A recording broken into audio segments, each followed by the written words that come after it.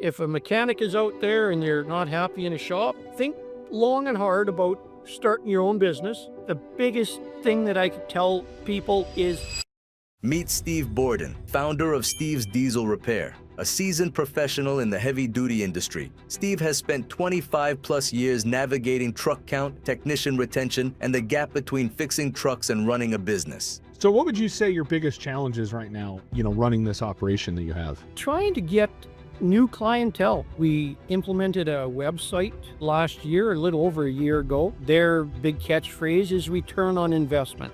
You need to understand that your value in your business comes from profit.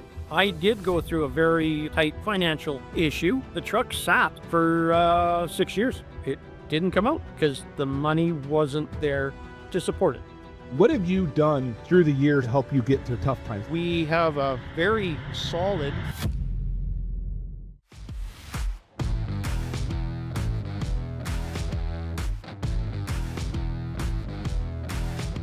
Welcome to Beyond the Bay. I'm your host, Peter Cooper. Today's guest, Steve Bourdin, with Steve's Diesel Repair out of Edmonton, Alberta. Thanks for being on today, Steve. Thanks for having me. I thought it'd be a great opportunity. Steve, tell me about your operation you have here. How big are you? How many bays? How many techs? Basically, we've got just over 4,500 square feet, 2 drive-through bays capable of holding 4. We've actually had 4 drive units in the facility. It's tight. Overhead cranes. I've got 2 full-time techs. I've got another tech that I can call if we get swamped. We were up to 3 techs, Peter, but the economy kind of slowed down here. The young fellow was right up front with me when he originally started with me. This is a second line for him. He's more focused on firefighting. Well, he got called back to go firefighting. So it came at the right time, Peter, that I didn't have to lay someone off. I don't like doing it. So now we're down to 2 full-time techs. In fact, my one tech has been with me going on 13 years. My second tech has been with us 4 years. He is a licensed automotive and just wrote his heavy-duty ticket. So he's dual ticketed.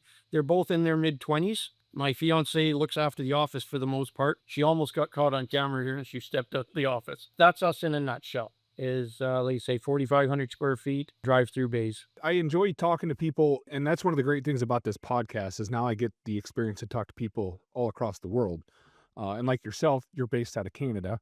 So I want to kick off with a couple of things, just asking you, just tell us a little bit about it, because most of our audience is American, although we do have a pretty good following in Canada. But explain the process and the apprenticeship that's required in Canada to be able to work on heavy trucks. Keep in mind, I got my ticket back in 1985. At that time, it was a 4-year program, which meant you found yourself an employer, worked for 10 to 11 months.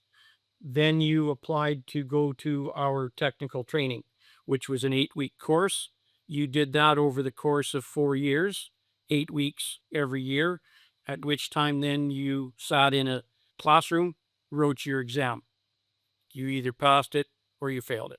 And like I say, I ticketed in 1985. A lot of changes have come into play since then. I think now it's a 3-year program. Not quite as in-depth, but now you can split from on-highway to off-highway. So there's been, like I say, numerous changes to the program, but overall, that's basically the way it works. You work for 10 to 11 months, get your hours. I don't know if you would call it your practicum. You get your hours, get your little blue book signed, just like this, and filled out with the hours of employment. And now you're eligible to move on and carry on through the system. That's it in a nutshell. Do you feel that's made it easier or harder to get employees? Because like in the United States, we don't have any of that requirement. Anybody can show up and be a mechanic and claim that they're a journeyman or whatever. They want a master mechanic. But how does that affect you and the ability to hire people? I don't think it's really hindered us. And along with that, we actually do get, I think, a better quality technician at the end of the day. Now, with that said, one of the changes to our apprenticeship program here just recently, if an individual thought, I want to be a heavy-duty mechanic, he can pretty much go down to our technical training institute. The one most people are familiar with is called NAIT, Northern Alberta Institute of Technology. The way it works now is Somebody can walk in off the street, go and basically look at a menu board and go, I want to be a mechanic. Pay your money, take your 8-week course. They'll hand you a blue book. Now you go knocking on doors saying to the prospective employer, I have a blue book. I'm in the system. I just need to get my hours. I'm totally against it. I actually lived through it. A gentleman that did just that. He walked in, young fellow, very energetic, very ambitious, no mechanical aptitude whatsoever. And that is what's now coming into the industry. It's not a good look on our industry at the moment.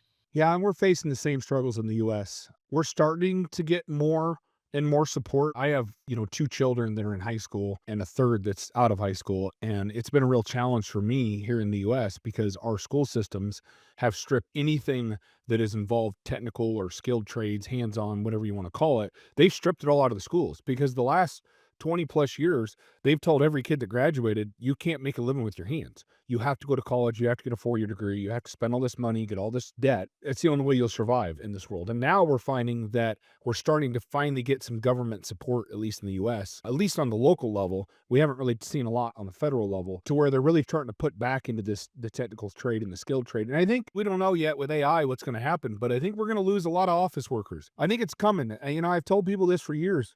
If you can do your job from home, your job is probably going to be at risk. We're seeing it now where our schools no longer have automotive classes or industrial education classes. And as an employer, I'm seeing it firsthand. The kids coming in. I had a young man work for me last summer. He was between grades 11 and 12. We have a program in place.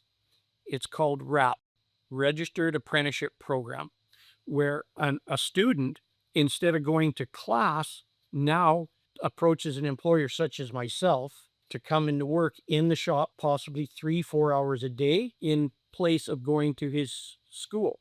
I've had numerous situations where the individual was basically just looking to get out of class. I had no ambition, no interest in the program. I think a lot of employers will agree with me. We're seeing kids now that are entitled. They just feel, well, why do I have to be here at 9 o'clock? Or why do I have? Right. That's a big challenge. It's just, they're entitled.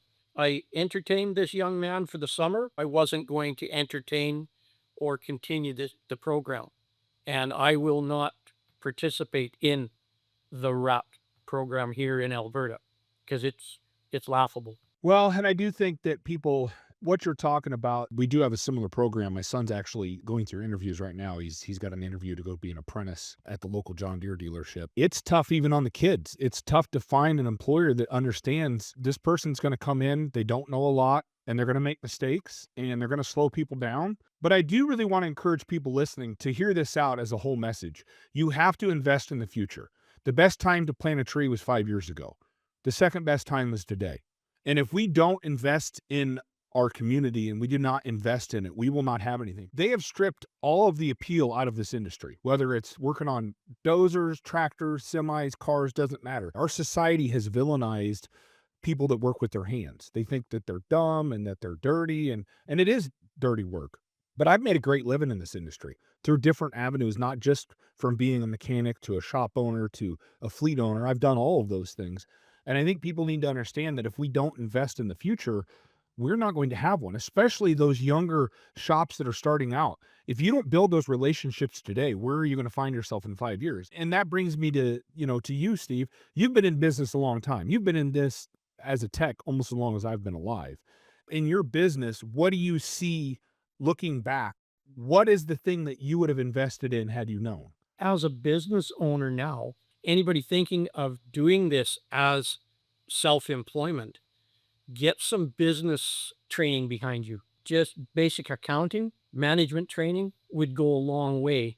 Now, like you say, maybe I'm ahead of ourselves, but the young kids today, we definitely need young people in the trade. And I don't know how to attract them or pick through the list or the pile and grab that 1 out of 10 or 1 out of 20 that is I see a future in him. I'm not sure where to go with that. This is a really good question. And that is, how do you, if you're hiring for a low entry level position, right? How do we weed out the people that aren't going to show up on time and things like that? And one of the things I tell owners is when you're in that interview and it doesn't matter what position, even if it's just a kid that's going to come in and sweep the floor, I would spend a little bit of time trying to convince them not to come work for you.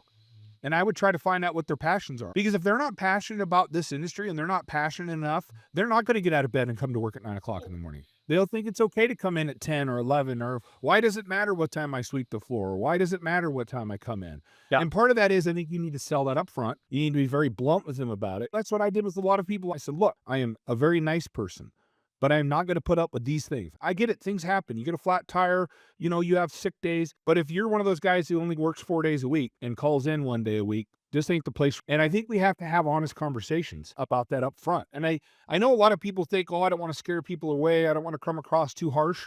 How much time are you going to save if you just get on the same page as someone before you hire them? One of the things that I use as a guide or a gauge as to whether they're going to be motivated or interested in the trade. I don't have the truck here right now. It's in winter storage, but we drag race and I run in what they call hot rod semi. I have, during the summer months, I've got an 85 Freightliner, compound turbos, got a 871 Littlefield supercharger sticking through the hood. The truck is chopped, it's dropped, it's a race truck. I've actually had young people come in for a job interview wanting to become a heavy-duty mechanic. One young man never even looked at the truck, never questioned me on it. And I'm thinking, how interested are you in the trade? When you see a truck like that in a shop, the hood open, 2 turbochargers, this polished aluminum supercharger sitting there, and you have no interest in it whatsoever. Whether that's right or wrong on my part, Peter, I kind of use that as, hey, is this kid really interested in the trade? Where is he going? Because if you don't even take a second look at something like that, to me, you're not interested in the system. I think that's absolutely perfect what you're saying. And that is, number one, you're using what you have. Not everybody has a race truck or something shiny, but if you've got it, use it.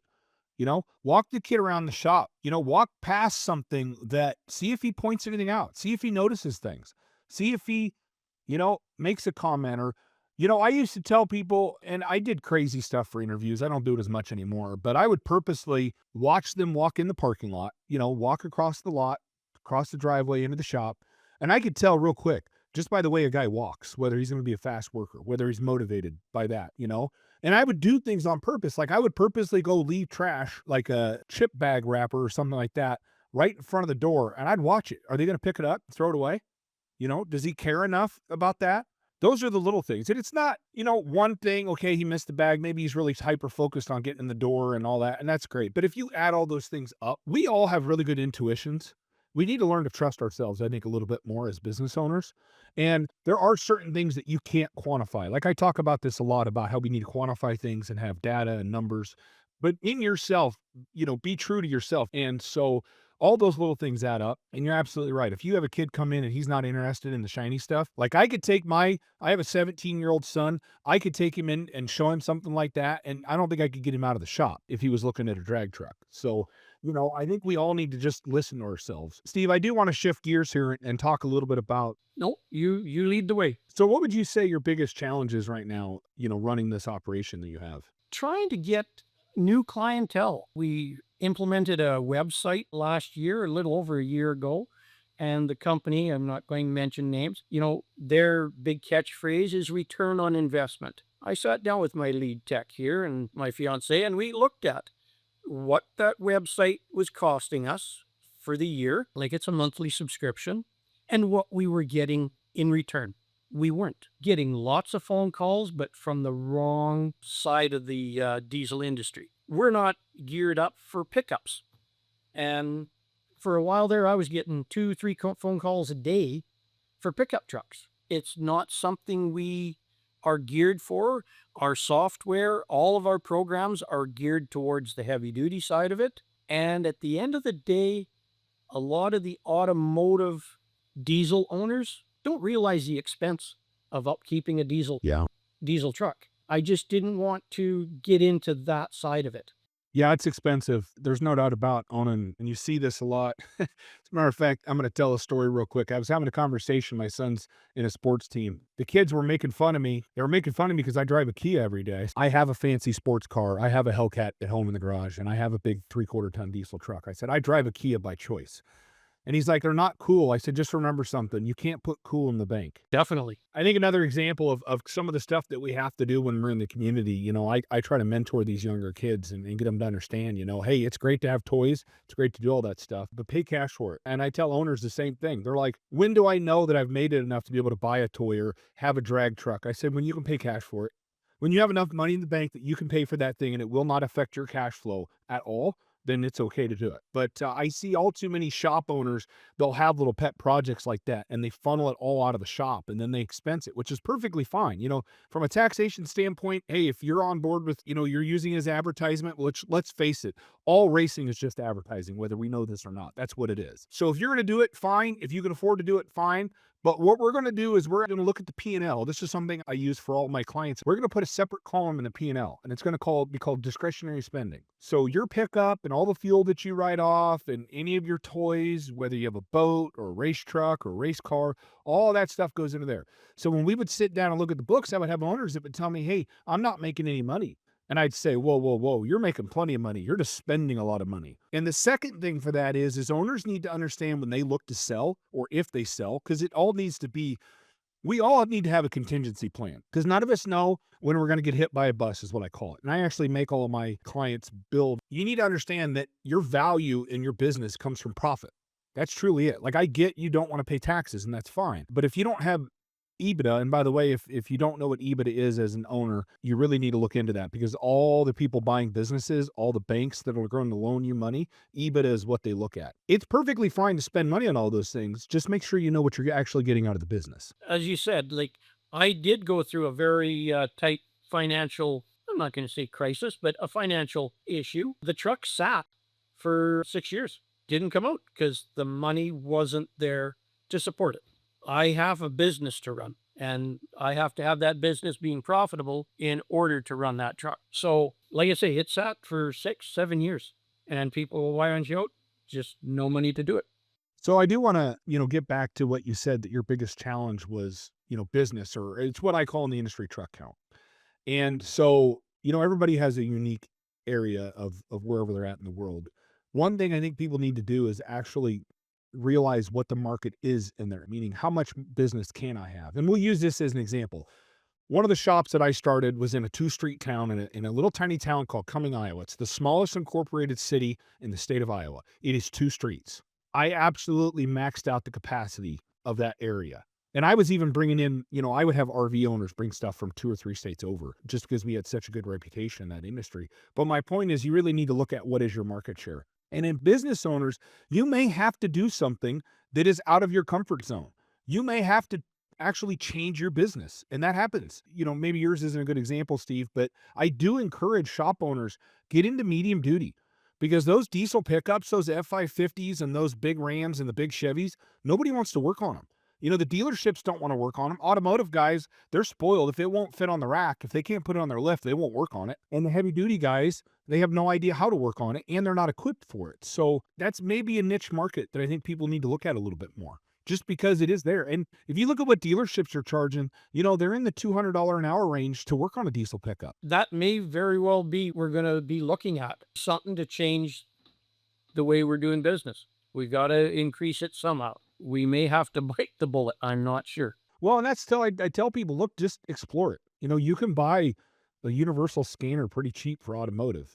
Maybe just start working on Rams. They've got a Cummins in them. I mean, I understand they're a little different. The mechanical side is very similar. It's not any different than the Cummins in an M2 Freightliner. And once you get technicians, because you'll get this a lot, you'll get some pushback from technicians. And I've had this happen quite a few times. I even hired a tech that was literally a master tech, and he had never worked on hydraulic brakes. Like he had never even changed brakes on his own car. He just never had to do it.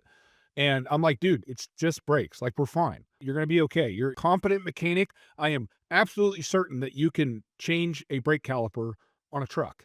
Like, you can do this, guys. So I do want to talk to you. I mean, you've been in this industry a long time, so you have a lot of insightful knowledge. What have you done through the years to help you get through tough times? I mean, because you've seen the ebbs and flows of business. Like, you've got basically 4 decades in this industry. Yeah. What would you say is helped you get through that, or any tips or advice you have? Just get up and go to work every day, knock on doors, make phone calls. And I have done it. I've knocked on doors. I've made cold calls. It's kept us going. We have a very solid clientele base. But like I say, I just would like to expand on it. You know, we get the reviews we've gotten over the years on Google and Yelp have been in the 4s and 5s all along. I think there's 2 that were 1s, but one we know for a fact was fictitious. We went through our records, the truck had never been here. And another guy he basically did his own narrative of what he felt went down, not related at all to what actually did take place. So, like you say, we've got a good clientele base. I would like to enlarge it. The customers that do come to us are extremely happy. Now that I've been at it this long, I've had a lot of customers that came with me from the last dealership I worked at. Now, that's 25 years ago. They've now retired. They've sold their trucks, they've retired. And over the years, they have brought me countless customers that are now return customers. So one thing you might try, Steve, and this is a tip for anyone out there, and it's cheap. It doesn't cost a lot. And that is, I would pick up the phone, or have this conversation with your current customers and ask them if they know anyone else that needs a good, solid store to work on their truck. And I think as business owners, we don't ask enough. We don't go to businesses and ask them for their business. We think it's implied, right? But you got to remember, people are always thinking about themselves. They're not thinking about, what's going on. So if, the example I would give is, if you have a local guy who, say he's got dump trucks. So he's an independent, he's got 4 or 5 dump trucks. He knows everybody else in the dump truck business in town. I mean, the world's not that big. Do not be afraid to ask them for a referral. Like, just ask. That's the Okay. simplest thing we can do, is ask our customers to leave a review, ask our customers to push it. And, if you want to do ancillary programs, like I used to have a program that for every customer they bring, they get a free oil change. And, that seems like a lot of money, because, that's $300-400 in lost revenue that you could be getting. But think about what your cost to acquire a customer is if you had to do Google ads, or what you're paying for your website. Yeah, If you think about that, referral is a solid way to get a customer. I like the idea. Yeah, it makes total sense. Nobody's going to be perfect at it. Meaning, if you roll out a program like that in your shop and I forgot to talk to them, it's fine. Just get them the next time. Or make it a habit of calling your customers 24 hours after the truck leaves the shop. Be like, hey, how's everything going? Is everything fine? Everything great? They're like, oh, yeah, it's awesome. And you say, hey, can you do me a favor? And they'll be like, yeah, what's that? Can you just refer someone else in the industry to us? Someone who needs a good, solid shop? Most of them will do it. It's a valuable lesson in business. Just ask. And the same thing for marketing. I say this a lot, but I actually proved this point. Last Friday, I spoke at my son's high school for an entrepreneur class. They have a business club in the morning. And I proved a point, which is, I've never had someone throw me out of their building if I showed up with a box of donuts. I said, as a matter of fact, they'll open the door and hold it open for you. And a box of donuts is about the cheapest advertisement I've ever found. One other question. You had said that you have a technician that's been with you for 13 years, which is amazing, by the way. Congratulations on that. Because in this current climate, it is so hard to keep people. What have you done, or what's your philosophy on employees and treating them and creating an environment where they want to work? The gentleman that's been with me 13 years, he's found himself in the same position that I was in many years ago. I got divorced in 1992 and retained custody of my 2 children, 3-year-old and a 5-year-old at the time. So I've been the single parent for many years. He has found himself in the same position. One of the things that I think has kept him here is I understand what his challenges are, and I accommodate him. You got to take time off for a doctor's appointment. You got to take time for a school affair. And I know where he's at. I've been there, I've done it. Whereas that same technician in a dealership situation, it's cut and dried. I work dealership. And in fact, I was in a dealership situation when I got divorced. And at that time, the dealership I was working for, we worked 3 months of day shift, a month of nights. My parents helped me immensely. And I went to management. I said, well, can I work 10 weeks over the summer on night shift? Because my parents can help me out. And then that gives me 6 months of day shift. And this was in the early days to try to get my feet under me. Nope, that'd be precedent setting. To me, being a shop owner and knowing and have lived that, I accommodate him as best I can to make it easy on him. The one item that I feel has gone a long way, I've had techs with me 3, 4 years and then time to move on. That's fine. I try to be flexible with days off. I'm not going to say to a guy, well, no, you can't have holidays. You've already been. At the same time, they're giving me back too. If I ask them to stay late, they're going to. Not that we work a whole hell of a lot of weekends. If I need somebody to come in on a Saturday, we make it work. And I think it's working with people, not being, I don't know if you want to call it regimented, where the dealers, I think because the dealers are dealing with so many employees. Well, Steve got to work 10 weeks of night shift. Yeah. Why can't I? I think that's something there that we can do that differentiates us from the dealers and the giant network shops. We, as small business owners, have that luxury of being flexible. Now, I think we can do it on terms. Like I would tell my employees, like, look, I don't need you to lie to me about why you need a day off. If you need a day off, that's fine. Just please give me as much notice as you can. Like, I really don't want to get a phone call the morning of saying I need to take my daughter to school today, so I'm going to be late. That's perfectly fine if we knew it a week ago, because we would arrange our schedule that way. Like, we would tell other employees would know, and then also our customers would know, and or we would make sure that you're lined up to do a job that isn't a customer wait job, just things like that. So I think that is a huge area of benefit that we all have as a small business owner, but don't be afraid to put terms on it. Don't be afraid to tell your employees, look, I am absolutely flexible with you, but do not burn me. Yeah. Do not pull this stuff where it's last minute all the time. Like, I understand that your kid gets sick, and that happens a lot to us. I mean, I've had so many guys that, they get a sick kid, they can't, their daycare won't take the kid and they're stuck. So I get all that. But I think we can absolutely have an agreement with our employees. And I think a lot of it's about respect. They respect you a lot more when you respect them. Yeah. And when you believe them and give them the flexibility to be like, I trust you, you're going to look out for my best interest, and I'm looking out for your best interest at the same time. We actually have a whiteboard here in the office. You come in, I come in the morning and I'll look and like I've got one tech right now he had his exam written down. He's getting married for some reason, June 4th, 5th, and 6th. So that's on the whiteboard. I know it. I walk by it every day.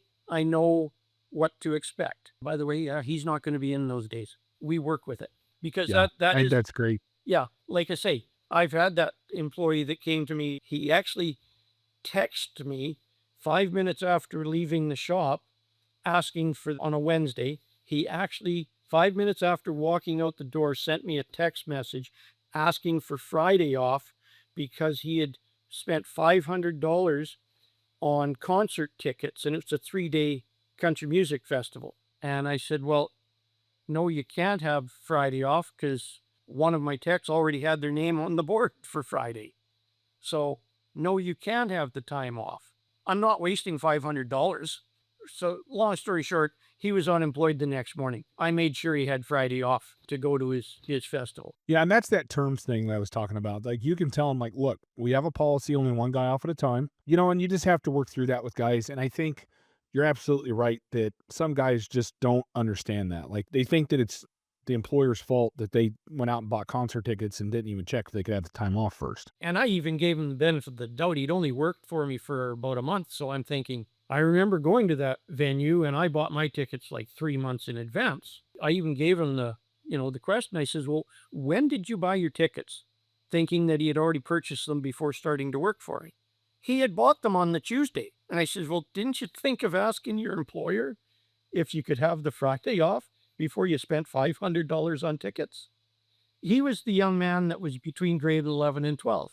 And like I say, entitled. He saw nothing wrong with be a bit of a dick. Well, and that's the thing, that's where we all have to figure out employees and where they fit in the organization. And not everybody's a good fit for your organization, and that's fine. That doesn't mean that your organization's bad. It doesn't mean he's necessarily a bad person. It's just not a good fit. It's kind of like dating, not everybody's compatible, and that's okay. It was real simple. Well, Steve, I really appreciate you being on today. Had some great conversations. Is there any last things you'd like to say before we go? Not really. I just think if a mechanic is out there and they're not happy in a shop, think long and hard about starting your own business. Like the joke is, everybody told me start my own business, it'd be fun, they said.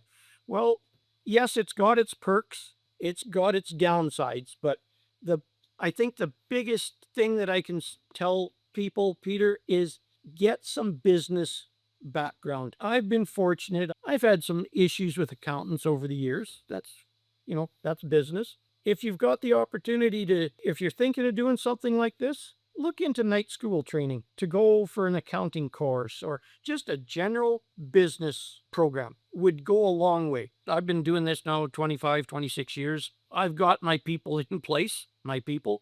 Looking back, if I had had a little bit better understanding of accounting, business management, I'm not saying I'd be better off right now, but I'd be more comfortable. I absolutely 100% agree with you. And I say the same thing to people all the time. And that's, if I'd have been smart and had that education, I would have saved 10 years of basically working myself to the bone and not making any money. And this is an absolute sombering reality. I want to make sure everybody hears this. If you're thinking about starting your own business, if you don't have the discipline and can't find the time to go take some accounting classes and take some leadership and management classes, then you are not ready to be a business owner. Because I'm going to tell you one thing absolutely bluntly, and I talk to hundreds of shop owners every month. I have never met a wealthy mechanic. I have never met a successful mechanic. I've met very wealthy business owners and very successful business owners, but none of them were mechanics. And if you, as people listening, don't understand that being a mechanic is not what you need to be a business owner, reach out to me and we'll have a conversation because I'll point it out to you. Because I could tell you a really easy, fast way to make $1 million in this industry, but you have to change your mindset. You have to become an owner and a business person first. No, and I agree. Like, I'm going to step up to the plate and I'm going to own it. I could definitely be better off than what I am. Uncomfortable, but I know with some background training, accounting, business management, I know I could be further ahead. I'm at that point right now. I just turned 64. I got a few more years in me, but looking back, would have definitely gone a different route, got the background, got the training, because it would definitely be going a long way now. Well, thanks for those words of wisdom, Steve, and thanks for being on today. Okay, thank you for having me.